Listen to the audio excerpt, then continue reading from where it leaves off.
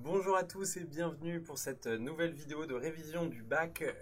Celle-ci concernera le thème sur puissance et tension dans le monde et surtout au XXe siècle, on va en parler. Elle sera centrée sur le chapitre qui concerne les États-Unis. Petite différence, vous le verrez, on y reviendra dans la vidéo.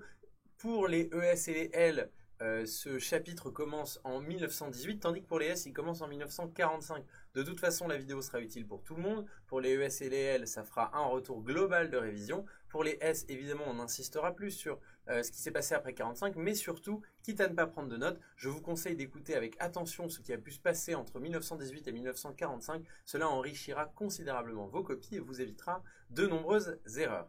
Alors, on rentre tout de suite dans le vif du sujet, un petit sommaire de la vidéo sur les États-Unis et le monde. Évidemment d'abord l'essentiel, c'est-à-dire quel est le thème central, quel est l'enjeu, quelles sont les questions qui se posent sur les États-Unis, la puissance et le monde. Ensuite, dans un deuxième temps, justement, j'emploie à dessein le terme puissance, puisque nous allons définir d'une part le statut des États-Unis aux différents moments évoqués, mais aussi définir le terme de puissance qui est l'enjeu principal de ce sujet. Les enjeux du chapitre, on va les évoquer de manière chronologique. On va distinguer trois grandes périodes dans l'histoire américaine et essayer de voir comment le pays, comment la puissance américaine évolue durant ces trois périodes. Enfin, comme d'habitude, réussir l'épreuve avec des petits bonus, les erreurs essentielles à éviter, notamment on y reviendra, mais il y a une erreur assez importante qu'on peut faire sur les États-Unis. Et enfin, les chances qu'a ce sujet de tomber et la forme sous laquelle il peut être demandé au bac.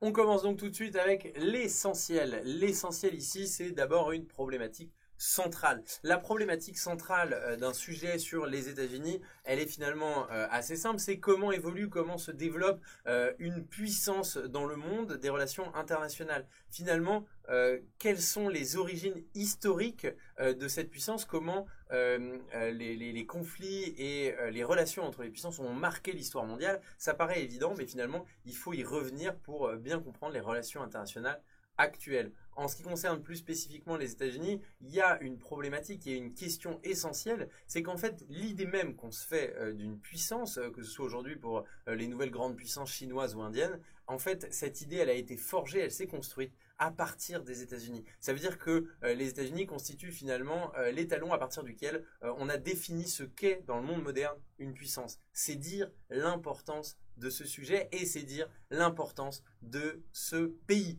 Les États-Unis tout d'abord, c'est le terme clé du sujet. Ce qu'il faut bien comprendre, c'est que l'histoire américaine, elle est évidemment jeune puisque ce pays n'apparaît qu'avec une révolution à la fin du XVIIIe siècle, mais c'est une histoire qui est marquée par une tradition politique. Vous ne pouvez pas analyser les États-Unis comme vous analyseriez la France, l'Allemagne ou le Bangladesh par exemple. Vous devez analyser les États-Unis dans leur spécificité. La première chose à comprendre, c'est que en 1918, au moment donc des fameux 14 points du président Wilson devant le Congrès, les États-Unis sont marqués par une tradition profondément isolationniste. Ça veut dire qu'ils préfèrent se concentrer sur leurs intérêts, alors pas forcément les intérêts uniquement des États-Unis, mais de la région qui les entoure, que ce soit les Caraïbes au sud ou le Canada au nord. Et donc il y avait une doctrine dans les années 1820, donc on est 100 ans avant, qui a été importante pour l'histoire américaine. Cette doctrine, c'est la doctrine Monroe, de James Monroe. Et donc il va y avoir, avec ces 14 points du président Wilson, qui concernent finalement le monde entier, c'est des volontés, ce sont des objectifs pour le monde entier, un basculement, un changement. On passe d'une tradition isolationniste à une volonté de s'affirmer comme puissance mondiale. C'est d'ailleurs, si vous vous souvenez de votre programme de première, le moment du glissement d'une économie monde britannique, centrée sur Londres, à une économie monde américaine. Donc on se retrouve ici avec un événement fondamental que les S doivent connaître. Néanmoins, leur programme commençant en 1945, on fait un petit point sur les États-Unis en 1945. À ce moment-là, tout a changé, puisque au même titre que l'URSS, les États-Unis sont les libérateurs de l'Europe. Ils ont donc un rôle, un poids, un prestige international énorme et sont donc dans une situation où ils peuvent beaucoup plus facilement imposer leur vue au monde ou en tout cas exprimer leur puissance. Qu'est-ce qu'une puissance du coup? Une puissance, c'est un État souverain, c'est-à-dire que c'est la capacité d'un État à faire accepter ses positions, ses intérêts, ce qu'il veut en fait aux autres États. Ça peut se faire l'expression d'une puissance par des voies assez variées. Il peut y avoir la voie diplomatique, des échanges internationaux. Il peut aussi y avoir la voie violente, qui est celle de la guerre et que les États-Unis ont utilisée. Il peut aussi y avoir la puissance dans son incarnation culturelle, ce qu'on a appelé, et d'ailleurs le fait que l'expression soit en anglais n'est pas anodine, on a appelé ça le soft power, c'est-à-dire la puissance culturelle. Une puissance, c'est donc un État souverain et sa capacité à imposer ses vues aux autres États souverains. Pour comprendre comment ce concept s'est forgé sur l'histoire américaine, on va rentrer dans les enjeux du sujet. Les enjeux ici, ils dépendent de trois grandes périodes. La première, et là on est spécifiquement pour les ES et les L, c'est celle de la naissance d'une puissance entre 1918 et 1945.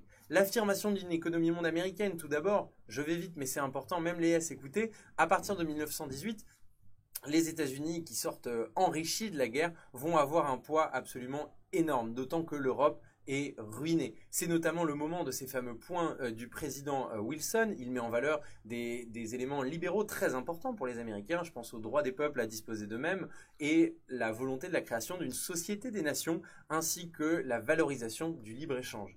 Néanmoins, si on reste dans une logique américaine, la victoire des républicains aux élections de 1920 va tout changer. On revient en fait en réalité, malgré cet effet d'annonce, à un isolationnisme plus traditionnel, notamment marqué par le refus d'adhésion à la SDN qui pourtant était demandé dans les points du président Wilson. Tout cela va s'accentuer avec la crise majeure des années 1920, le crash boursier de 1929. Ça va être la naissance de l'État-providence, donc de l'intervention de l'État pour maintenir l'économie à flot aux États-Unis, incarnée par une politique qui s'appelle le New Deal, qui est celle de Franklin Roosevelt, qui restera président dans les années 30 et même jusqu'en 1945.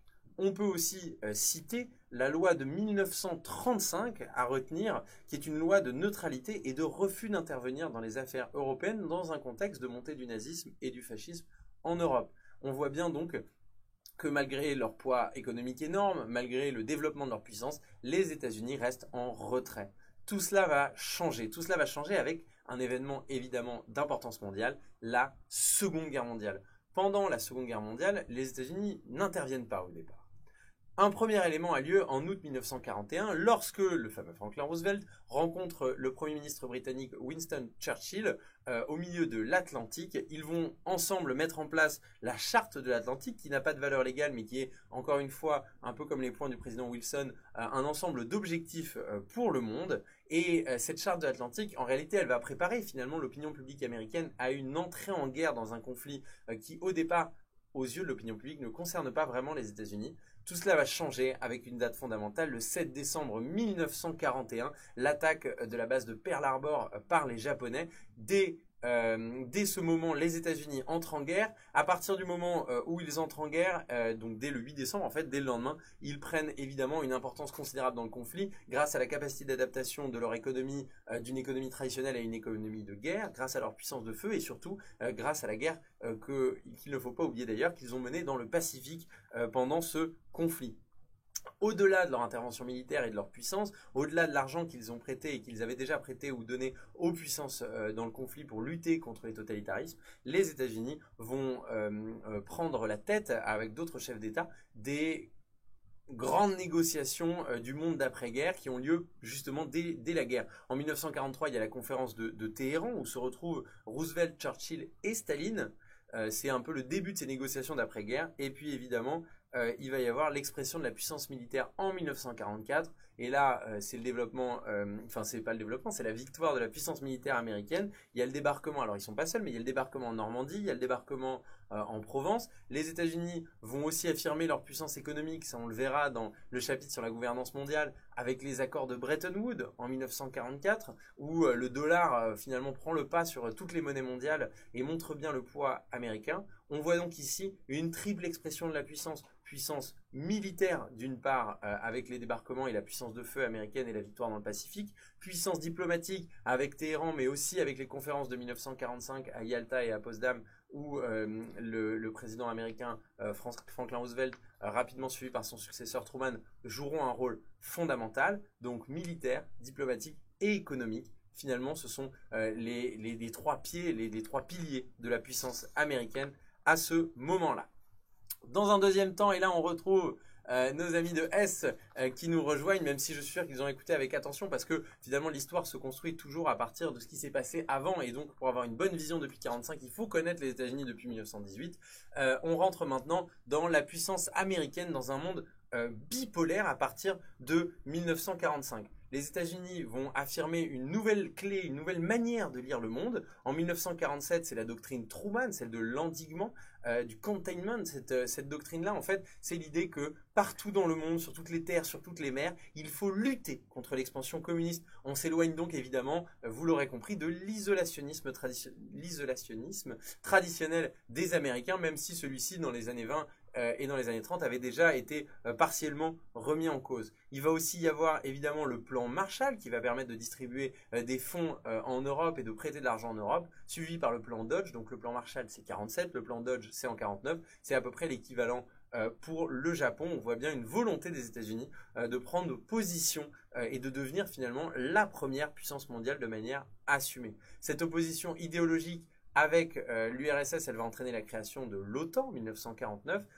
OTAN auquel répondra le pacte de Varsovie en 1955. Et là, dans cette période de 45 à 91, on a évidemment les 30 glorieuses de l'expression de l'économiste français Jean Fourastier. Durant cette période qui va de 45 aux années 70, c'est l'explosion de la puissance américaine et l'apparition notamment qui s'était déjà vue pendant la guerre du quatrième pilier de la puissance américaine, c'est la puissance culturelle, le soft power énorme avec ce modèle de société américain, de la société de consommation qui était déjà incarné par les soldats pendant la guerre à coups de chewing-gum et d'autres cigarettes Lucky Strike. On est vraiment dans une logique où l'American Way of Life devient un rêve pour tout le monde. Hollywood joue un rôle énorme dans le cadre de la guerre froide et de l'opposition avec l'URSS. Vous pouvez citer par exemple le film de Stanley Kubrick, Spartacus, qui date de 1960, qui a coûté, ça paraît peu de choses par rapport au film actuel, mais qui a coûté 13 millions à l'époque avec Kirk Douglas comme acteur principal et qui permet aux États-Unis de montrer la réussite, la puissance de leur modèle en s'opposant donc à leur adversaire. Le développement soviétique, le développement des firmes transnationales et du libéralisme économique s'intègrent dans cette logique.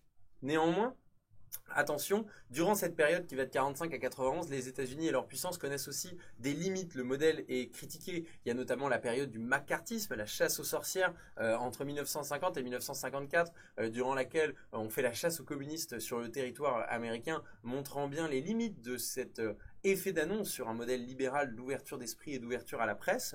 Il y a aussi évidemment les éléments de ségrégation raciale marqués par l'assassinat de Martin Luther King en 1968. Il y a la guerre du Vietnam qui s'achève en 1975 avec une impression de défaite et après avoir déchiré la société civile américaine. On peut aussi citer la violence des chocs pétroliers de 73 et 79 qui montre bien que le modèle voulu par les Américains, ce modèle libéral d'échange international, ne permet pas d'éviter les crises économiques. Et on peut enfin citer pour terminer la révolution islamiste en Iran en 1979 qui montre bien que malgré l'effondrement de l'URSS et la fin de la guerre froide, les États-Unis restent marqués par des oppositions qui vont devenir de plus en plus nombreuses. J'avance encore d'un cran et nous voilà de l'hyperpuissance au monde multipolaire. L'hyperpuissance, c'est une expression du ministre des Affaires étrangères français, Hubert Védrine, qui a été ministre de 1997 à 2002, pour exprimer, après l'effondrement de l'URSS en 1990, l'incroyable puissance américaine et cette position hégémonique des États-Unis dans les années 90. Dès 1990-91, avec la guerre du Golfe, où les États-Unis interviennent avec évidemment l'aide d'autres pays contre l'Irak de Saddam Hussein au Koweït, on se retrouve dans une situation où les États-Unis s'affirment comme le gendarme du monde, qui patrouille sur toutes les mers du monde notamment. On est ici dans une situation de domination culturelle, de domination militaire, de domination économique et de domination politique.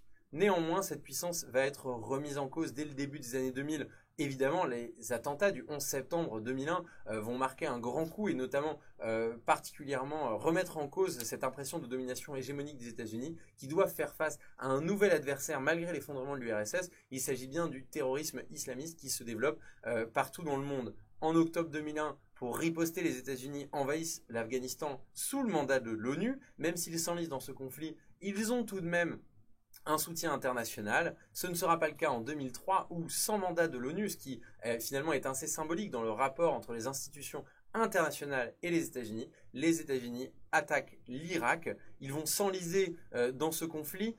Cela va s'accentuer avec la crise de 2007-2010 et notamment la faillite de la banque Lehman Brothers, qui montre bien que la finance portée par le modèle et les grandes banques et les grandes sociétés de notation américaine, cette finance est finalement extrêmement critiquée durant cette période. Alors attention, il ne s'agit pas véritablement d'un déclin, il s'agit d'une remise en cause, mais les firmes transnationales américaines continuent à dominer le monde. On pense aux GAFA, Google, Amazon, Facebook et Apple, qui continuent de jouer un rôle extrêmement important. Et il faut quand même bien montrer que le modèle culturel américain, le mode de vie américain, le poids d'ailleurs par exemple d'Hollywood reste très fort dans le monde actuel. Alors attention à ne pas faire de lecture décliniste trop rapide en voyant les États-Unis comme un nain auprès de la Chine ou de l'Inde. Les États-Unis restent aujourd'hui la première puissance mondiale et notamment d'un point de vue militaire.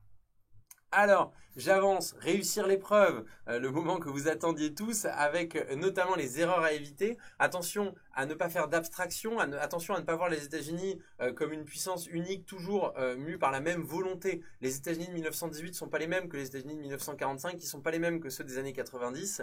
Parfois, il y a aussi la distinction entre les républicains et les démocrates. Il y a des tensions dans la société civile américaine. Il ne faut pas essentialiser ce pays en le voyant toujours motivé par une volonté de domination du monde. C'est pas un méchant dans un film, les États-Unis, c'est pas d'ailleurs un gentil dans un film non plus. C'est un pays avec ses contradictions, ses évolutions qui dépend aussi du contexte international. Attention à ne pas raconter, vous l'avez vu, moi j'ai essayé de vous faire sortir les points saillants, les éléments les plus importants du programme, parce qu'en fait, comme il y a beaucoup de choses et que vous connaissez souvent beaucoup de choses, vous avez tendance à raconter et pas à expliquer. À vous de bien construire votre plan pour faire ressortir les éléments les plus importants de l'histoire de la puissance américaine. Enfin, ne soyez pas déterministe. Ça, c'est comme d'habitude, mais c'est toujours aussi important. Il ne faut pas voir il ne faut avoir une seule cause aux différents éléments qui ont lieu. Il ne faut pas penser que telle action était une erreur. Il ne faut pas penser à la place des acteurs du conflit de l'époque. Il faut toujours recontextualiser, notamment par exemple dans un contexte de guerre froide. Les motivations américaines sont très différentes de celles qui peuvent être les motivations des États-Unis aujourd'hui. Gagner des points, l'info en plus, vous vous en doutez, c'est l'élection de Donald Trump en 2016 et notamment le fait que Donald Trump a beaucoup axé sa campagne sur une forme d'isolationnisme, sur un retrait des États-Unis de leur rôle de gendarme du monde, avec notamment des critiques assez vives contre l'Iran. Contre l'OTAN, pas contre l'Iran. En fait, il y avait dans cette campagne cette espèce de ton isolationniste de Donald Trump, et ça montre bien les contradictions du modèle actuel des États-Unis, puisque malgré ces critiques-là, dès 2017, il a donné l'ordre de bombardement en Syrie. On voit bien que les États-Unis, même si ils veulent revenir sur les bases traditionnelles de leur puissance, restent néanmoins pleinement impliqués dans les problèmes du monde. C'est un sujet qui ne fait pas partie des plus attendus. Attention néanmoins, jamais d'impasse, il faut vraiment tout réviser, ne serait-ce qu'à l'aide de cette vidéo. Si le sujet tombe, il peut tomber sous 3 manières différentes, ou alors les États-Unis et le monde depuis 1918 pour les ES ou les L, ou alors les États-Unis et le monde depuis 1945, aussi pour les ES et les L. C'est possible aussi d'avoir une scission du sujet en deux. En revanche, pour les S, ce sera la puissance américaine dans le monde depuis 1945. Le sujet est différent. Il faut bien penser à ça. Quand on fait son plan, il faut penser à séparer les différents termes et notamment à voir les États-Unis dans leur rapport au reste du monde. Je vous souhaite, pour conclure, bon courage pour vos révisions. J'espère que ça vous aura aidé. J'espère que vous allez pouvoir aller vérifier quelques petits points et que vous allez cartonner au bac.